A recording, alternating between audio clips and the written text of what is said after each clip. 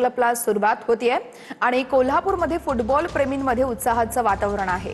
शहरातील पेठापेठांमध्ये FIFA world cup मधीलच सहभागी संघांचे पोस्टर्स लागलेले आहेत। नेमार, मेसी, रोनाल्डो यांच्या समर्थकांनी देखील डिजिटल बोर्ड लावत शुभेच्छा दिलेल्या आहेत।